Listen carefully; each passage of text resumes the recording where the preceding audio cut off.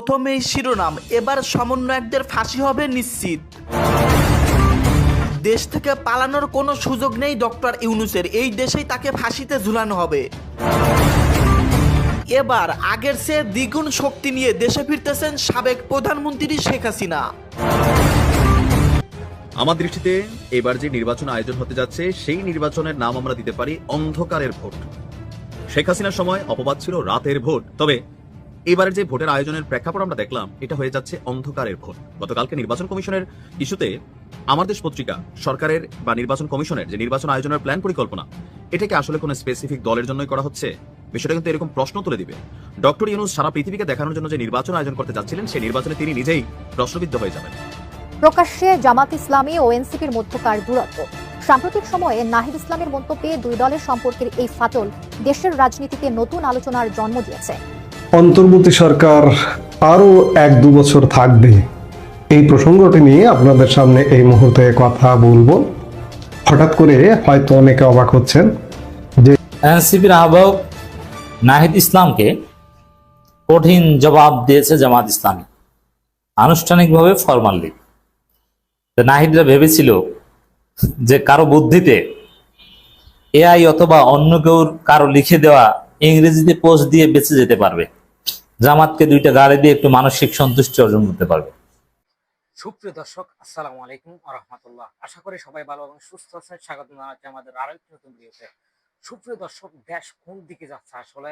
সুপ্রিয় দর্শক, আওয়ামী লীগ ফিরে আসা নিয়ে একই কথা বলছেন বিভিন্ন বড় বড় বিশেষজ্ঞরা। সুপ্রিয় দর্শক মণ্ডলী, এনসিপি আর জামাত এবং বিএনপির মধ্যে যে সংঘর্ষ, একে অপরকে কটাক্ষ করে কথা বলা নিয়ে আজকের এই ভিডিও। সুপ্রিয় দর্শক, সম্পূর্ণ ভিডিওটি দেখলে আপনারা বিস্তারিত আলোচনাটা দেখলে বুঝতে পারবেন আসলে দেশ কোন দিকে যাচ্ছে এবং দেশ আবার কার হাতে ক্ষমতায় আসতে যাচ্ছে। সুপ্রিয় দর্শক, তাহলে চলুন আমরা কথা না বাড়িয়ে সেই সম্পূর্ণ বিস্তারিত আলোচনাটা দেখে আসি। তার আগে আপনাদের প্রতি আমাদের একটা ছোট্ট রিকোয়েস্ট, যারা আমাদের চ্যানেলে এখন নতুন, চ্যানেলটি সাবস্ক্রাইব করে লাইক করে শেয়ার করে আমাদের সাথেই রাখুন। তাহলে চলুন আমরা বিস্তারিত আলোচনাটি। মধ্যকার দূরত্ব। সাম্প্রতিক সময়ে নাহিদ ইসলামের মন্তব্যে দুই দলের সম্পর্কের এই ফাটল দেশের রাজনীতিতে নতুন আলোচনার জন্ম দিয়েছে। হঠাৎ করে সামনে আসা দুই দলের এই দূরত্ব নিয়ে এবার মুখ খুলেছেন গণ অধিকার পরিষদের সভাপতি নুরুল হক নূর। বিস্তারিত আরিফ হাসানের প্রতিবেদনে।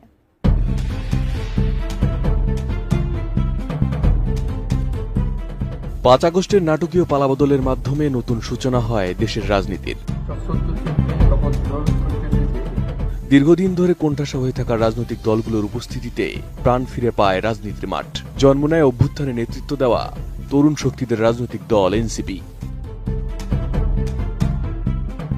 শুরু থেকে এনসিপির সঙ্গে দেশের বৃহৎ রাজনৈতিক দল বিএনপির দূরত্ব স্পষ্ট থাকলেও জামায়াতে ইসলামীর সঙ্গে তাদের ঘনিষ্ঠতা রাজনৈতিক অঙ্গনে নানা জল্পনা কল্পনার জন্ম দেয়। দুই দলের নেতাকর্মীদের মিছিল, সমাবেশ ও যৌথ কর্মসূচিতে সরব উপস্থিতি ইঙ্গিত দিচ্ছিল এক নতুন জোটের। অনেকে ধরেই নিয়েছিলেন আসন্ন নির্বাচনে একসঙ্গে পথে নামবে জামায়াত ও এনসিপি। কিন্তু সময়ের সঙ্গে সেই ধারণা ভেঙে পড়ে। প্রকাশ্যে আসতে থাকে মতভেদ, পর্দার আড়ালের টানাপোড়েন, আর তাতে নতুন মাত্রা যোগ করে 19 অক্টোবর এনসিপি আহ্বায়ক নাহিদ ইসলামের ফেসবুক পোস্ট, যা রাজনীতির মাঠে আগুন ছড়িয়ে দেয়। নোভা এলইডি টিভি, ঝকঝকে ছবি, নিখুঁত শব্দ, 5 বছরের ওয়ারেন্টি। নোভা মানে সঠিক মান, নিশ্চিত সেবা। নাহিদ ইসলাম তার ফেসবুক পোস্টে জামায়াতের সংখ্যানুপাতিক নির্বাচন বিষয়ক আন্দোলনকে আখ্যা দেন সুপরিকল্পিত রাজনৈতিক প্রতারণা হিসেবে। তার অভিযোগ, জামায়াত পিআর ইস্যুকে সংস্কার কমিশনের সংস্কার প্রক্রিয়া ব্যাহত ও জনগণের উত্থানের পর জাতীয় সংলাপকে মূল বিষয় থেকে সরিয়ে নিতে ব্যবহার করেছে। তিনি আরও লেখেন, জামায়াতের লক্ষ্য ছিল সংস্কার নয়, বরং এটি ছিল কৌশলগত প্রভাব বিস্তার। তারা রাজনৈতিক স্বার্থে সংস্কারের মুখোশ পরে আন্দোলন করেছে। নাহিদের ভাষায়, জামায়াত কখনো সংস্কার সংলাপে যুক্ত হয়নি বা কোনো সাংবিধানিক প্রস্তাব দেয়নি, বরং তারা রাজনৈতিকভাবে হস্তক্ষেপ করেছে ছদ্মবেশে।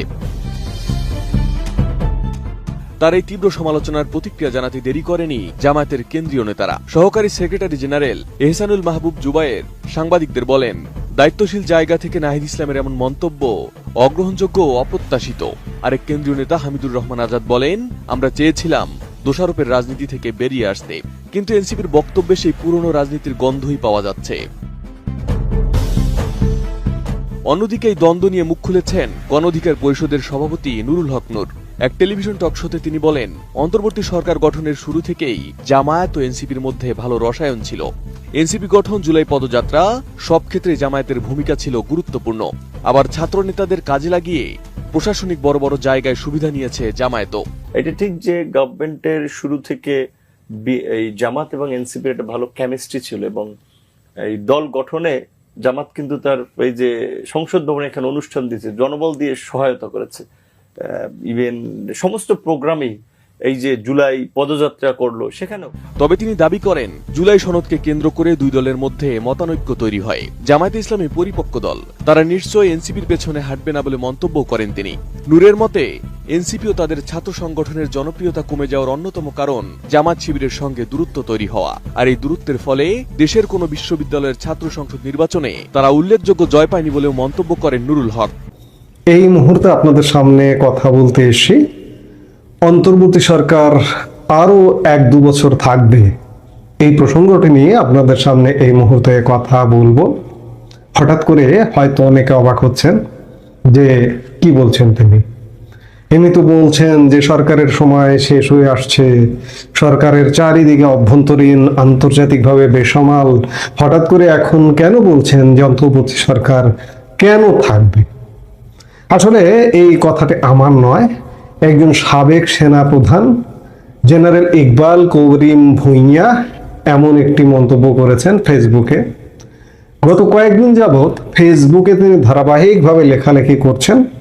শিরোনাম লেখার হচ্ছে আগামী 5 বছর আমরা কোথায় যাচ্ছি। আমার এগুলো নিয়ে তিনি কি লিখলেন, অনেক কথাই তার আমার কাছে বিভ্রান্তিমূলক মনে হয়েছে, এজন্য আমি আসলে এটি নিয়ে কোনো আলাপ করিনি।